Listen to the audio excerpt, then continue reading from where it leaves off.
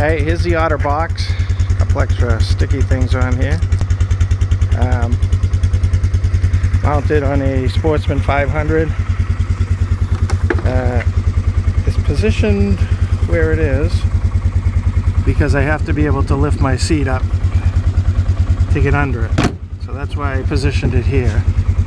I got rid of the standard hinges and went to these quick ones because I can just pop this out and pull that out, and the top will come right off pretty quickly, which I have to do when I put it in my enclosed trailer, because if not it will hit the top of my trailer. So if you have an enclosed trailer, you probably want to do that. This is the medium. The only difference between the medium and the large is the large has an area that drops down here that holds buckets. I think it's a little further out than this too. I don't have that. I didn't want that. So as you can see, the lights of the ATV are there. That's pulling on the Otter box. It's not going to hit your lights. It's not going to hit anything. I still have access back here if I need it, which I keep nothing in there anyway. So anyway, top drains out of here if any water gets in there. This is for mounting the accessories. If you lift up the box cover, you got to be careful because that will slam down on your head and hurt. Basically, let me take out some of the stuff I got in here. This is the size of it. It's huge.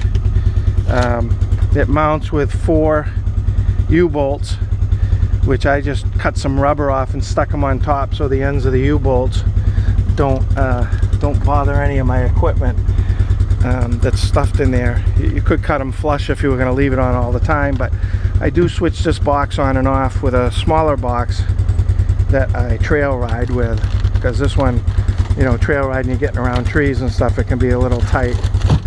But usually have a little kit in there. I got this little strap on the front of the ATV to hold maps and whatnot. There's a little box with a lot of my hitches and ice fishing stuff.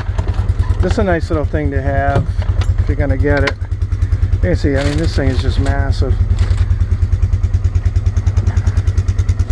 This is a nice little feature. I got one of those little cargo nets, and I actually put stuff on top. It'd be somebody else's gear bag or whatever.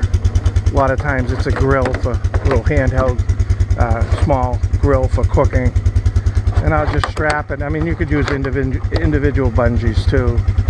Obviously I didn't have enough of the wires, so I switched to this style hook, which does get a little bit of a grab in the hole. I could open the holes up, but I'm not gonna, because it does really good enough with the 4 on the ends. And I'll strap stuff in there. I mean, even with regular bungees, it'll hold.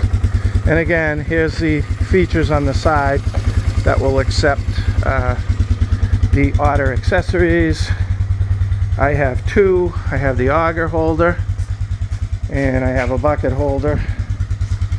So bucket holder I usually keep on this side. I like my auger pointed out towards the back, so it's easier for me to get on and off the machine. So it's hard to do with one hand, but you slide that up and on, slides on there. As you can see, I'm pulling that and the whole machine is moving. This thing is rock solid. It's not gonna bounce. There's nothing gonna happen to it. But again, I'm mounted to a Polaris factory rack, and if you were to mount to another rack or a aftermarket rack, I don't know if your results would be the same. Let's see, my auger holder I just put away over here. So here's the auger holder. It's a little tough to set on there with the auger in place. Sometimes it'll take 2 guys to do it to just be easier, just because you're going to try to line up the 2 slots, and when you're dealing with the weight of a power head it can be tough. But here, I'll just see if I can do it one-handed here. Well, almost one-handed. So that's it. The auger mount is on there. So again, people are complaining. You can see I do have some holes in the bottom. I've never had dull blades, but I will say I do have holes developing down there. I gotta put a piece of wood in there to get eaten away instead of the plastic now. This is where from bouncing, you can see a little bit of wear here.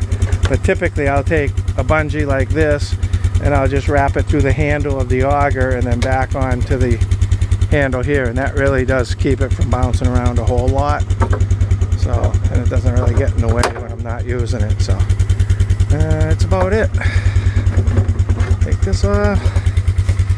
Not sure if anyone has any other questions about the Otter box, but yeah, they're expensive, but I'll tell you what, they're a lot of room. And I mean, that's me pushing on the Otter box on my rack.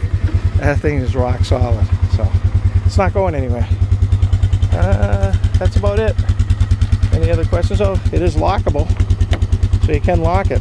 It's pretty much watertight. You don't get water. Water does not get in here unless you open it, leave it open. But I mean, there's my nils handle, spare nils handle sitting in here. I mean, I usually put a couple of flashers on this side, jaw jackers. You know, most of my tackle bags I'll strap to the front of my ATV or ride in my Otter shack or the shack I tow. But if I don't tow them, I'll strap them to the front of the machine or strap them to here and just go. That's about it. I'm gonna put the chains on it now and be ready for winter. Check my tire pressure. Any questions? You know how to get in touch with me, email me or whatever. That's it.